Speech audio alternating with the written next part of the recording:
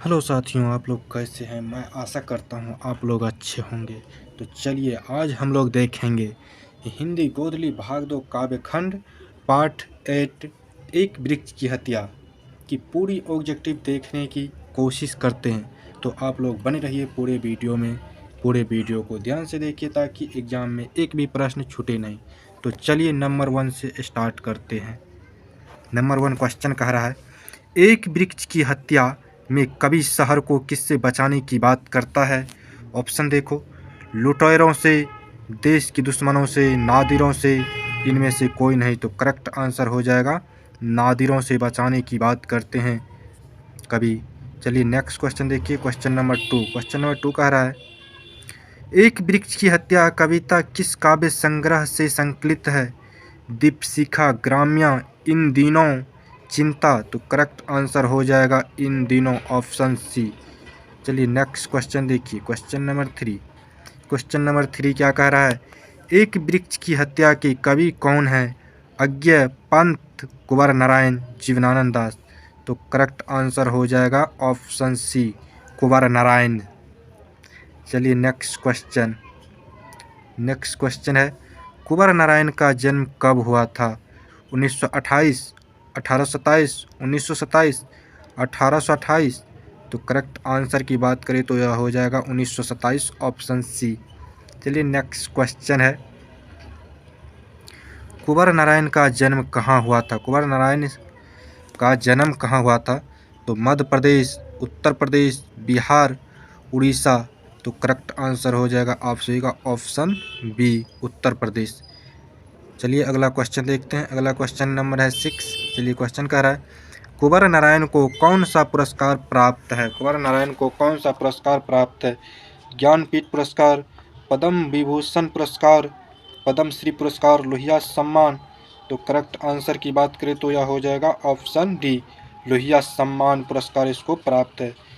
चलिए question number आगे, question number अगला है, कुंवर नारायण का आत्मजयी कैसा काव्य है। कैसा काव्य है। प्रबंध काव्य है, गीति काव्य है, नीति काव्य है, करुणा काव्य है।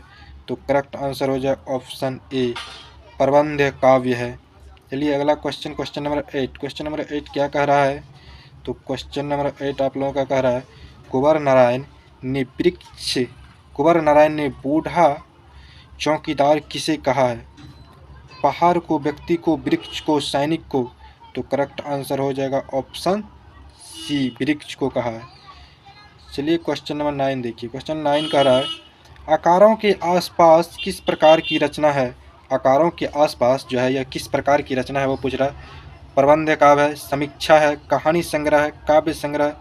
तो ये जो है कहानी संग्रह है। क्या है, कहानी संग्रह। चलिए अगला question, question number 10। Question number 10 क्या कह रहा है, कवि कुंवर नारायण ने चौकीदार की संज्ञा किसे दी है। चौकीदार की संज्ञा कवि कुंवर नारायण किसको दिया है, ये बात पूछ रहा है। तो चलिए ऑप्शन देखिए, ऑप्शन ए कह रहा है देश की सेना को, बी कह रहा है देश के बाहर खड़े, घर के बाहर खड़े वृक्ष को, घर के पहरेदार को, इनमें से कोई नहीं। तो करेक्ट आंसर जो है वो हो जाएगा ऑप्शन बी, घर के बाहर खड़े वृक्ष को चौकीदार की उपाधि दिए हैं कुंवर नारायण जी। चलिए नेक्स्ट क्वेश्चन देखिए, क्वेश्चन नंबर 11 है। क्वेश्चन नंबर 11 कह रहा है, कवि कुंवर नारायण ने किसके शरीर को पुराने चमड़े से निर्मित कहा है। वृद्धा आदमी, वृद्ध पशु, पुराना वृक्ष, इनमें से कोई नहीं। तो करेक्ट आंसर जो हो जाएगा ऑप्शन सी हो जाएगा, पुराना वृक्ष। चलिए नेक्स्ट क्वेश्चन है। क्वेश्चन क्या कह रहा है। क्वेश्चन कह रहा है, कवि कुंवर नारायण ने घर लौटने पर किसे नहीं देखा। पिता को, माता को, भाई को, वृक्ष को। तो करेक्ट आंसर हो जाएगा ऑप्शन डी, वृक्ष को नहीं देखता है कवि द्वार पर लौटने के बाद। अगला क्वेश्चन कह रहा है, कवि को हमेशा घर के दरवाजे पर तैनात कौन मिलता था। सिपाही, नौकर, बूढ़ा वृक्ष, बूढ़ा आदमी। तो करेक्ट आंसर जो हो जाएगा ऑप्शन बी हो जाएगा, बूढ़ा वृक्ष।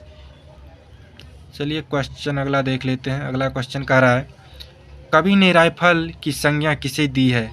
कवि जो है राइफल की संज्ञा किसको दी है। तो ऑप्शन देखिए, सिपाही के कंधे पर लटकते हुए राइफल, लेखक के घर में रखे हुए राइफल, वृक्ष की सूखी डाल इनमें से कोई नहीं, तो करेक्ट आंसर हो जाएगा ऑप्शन सी, वृक्ष की सूखी डाल को। राइफल की संज्ञा किसे दी है? वृक्ष की सूखी डाल को। कवि ने पगड़ी का प्रतीक किसे माना है? पगड़ी का प्रतीक किसे माना है? घर के मुंडेर को, वृक्ष के ऊपरी डाल को, वृक्ष के ऊपरी भाग में फूल पत्तीदार युक्त टहनियों को, इनमें से कोई नहीं, तो करेक्ट आंसर जो हो जाएगा ऑप्शन सी हो जाएगा, वृक्ष के ऊपरी भाग में फूल पत्तीदार युक्त टहनी को।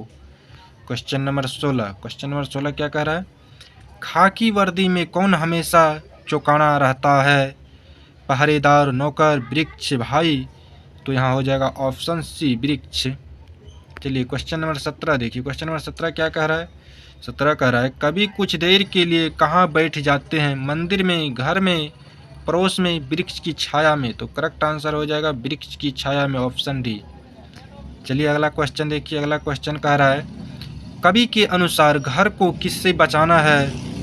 धनहीनता से, भूकंप से, लुटेरों से, झंझट से, तो करेक्ट आंसर हो जाएगा झंझट, ऑप्शन डी। चलिए क्वेश्चन नंबर 19 देखिए। क्वेश्चन 19 कह रहा है, शहर को बचाना है, शहर को किससे बचाना है? गंदगी से, भ्रष्टाचार से, नादिरों से, शोरगुल से, तो करेक्ट आंसर हो जाएगा नादिरों से, ऑप्शन सी। क्वेश्चन नंबर 20 देखिए, नदियां को बचाना है, नदी के बारे में कवि कह रहा है, नदियां को बचाना है, किससे बचाना है? तो नाला हो जाने से, बाढ़ आने से, सूख जाने से, इनमें से कोई नहीं, तो करेक्ट आंसर जो है हो जाएगा नाला हो जाने से नदियों को बचाना है, ऑप्शन ए। चलिए क्वेश्चन नंबर 21 देखिए। क्वेश्चन नंबर 21 क्या कह रहा है? धुआं हो जाने से किसे बचाना है? धुआं हो जाने से, कवि कह रहा है धुआं हो जाने से किसको बचाना है? कविता के माध्यम से कह रहा है, तो घर को, शहर को, हवा को, पृथ्वी को, तो हवा को बचाना है धुआं हो जाने से, करेक्ट आंसर ऑप्शन सी। जंगल को किससे बचाना है? जंगल के बारे में अब कवि कह रहा है कविता के माध्यम से, जंगल को बचाना है मरुस्थल होने से, वन्य प्राणियों के आतंक से, आग लगने से, कांटेदार झाड़ियों से, तो करेक्ट आंसर हो जाएगा मरुस्थल होने से, ऑप्शन ए। एक वृक्ष की हत्या में किसके विनाश की अभिव्यक्ति है? शिक्षा की, पर्यावरण, मनुष्य और सभ्यता, देश, धर्म, तो ऑप्शन हो जाएगा आप लोगों का बी, पर्यावरण, मनुष्य और सभ्यता को बचाने की बात कर रहा है कवि। चलिए क्वेश्चन नंबर 24 देखिए। 24 नंबर क्वेश्चन कह रहा है, आत्मजयी, आत्मजयी किसकी रचना है? कुंवर नारायण की, सर्वश्रेय दयाल सक्सेना की, मुक्तिबोध की, रघुवीर सहाय की, तो करेक्ट आंसर जो ऑप्शन हो जाएगा ए, कुंवर नारायण की है।